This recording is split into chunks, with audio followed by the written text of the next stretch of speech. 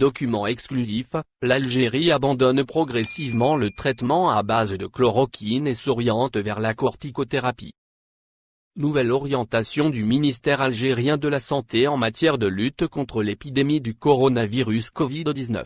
L'Algérie est en train d'abandonner progressivement le traitement à base de l'hydroxychloroquine, un dérivé de la chloroquine, en raison de ses échecs successifs dans la réduction des symptômes du Covid-19.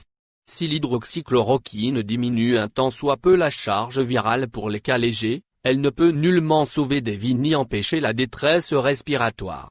Pis encore, le traitement à base de l'hydroxychloroquine a provoqué plusieurs morts en Algérie à cause des effets secondaires sur les personnes fragiles comme les malades chroniques.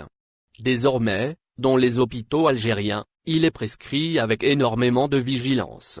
Face à cet échec cuisant, et au moment où la pandémie du Covid-19 est en train de battre des records depuis le mois de juillet en Algérie, le ministère de la Santé a donné de nouvelles orientations pour recourir à la corticothérapie qui désigne un traitement à base de corticoïdes, des hormones naturelles synthétisées à partir du cholestérol dans la zone corticale des glandes surrénales, aussi appelée corticotrophine. La corticothérapie démontre des effets anti-inflammatoires, immunosuppresseurs et anti-allergiques, et prévient efficacement la multiplication cellulaire. Ce traitement suscite en ce moment dans le monde entier une vague d'espoir pour réduire le nombre des morts causées par la Covid-19. Et pour cause, le 16 juin dernier, une étude basée sur des résultats préliminaires de l'essai clinique britannique Recovery a démontré qu'un corticoïde peu coûteux et largement disponible appelé la dexaméthasone, améliore sensiblement le pronostic des patients les plus lourdement atteints par le Covid-19. Ce traitement réduirait d'un tiers la mortalité des patients placés sous assistance respiratoire mécanique et d'un cinquième chez ceux recevant simplement de l'oxygène.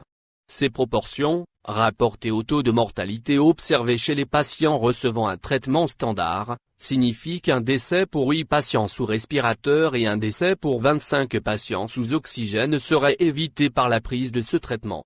Face à ces résultats probants, l'Algérie semble vouloir privilégier ce traitement dans ses hôpitaux.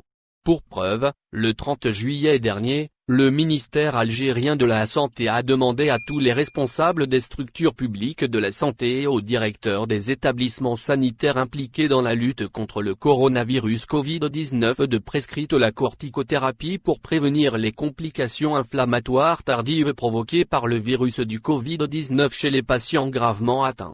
Ces complications peuvent mettre la vie en péril la vie d'un patient. Et pour ce faire, le ministère algérien de la Santé a précisé les modalités d'application de la corticothérapie.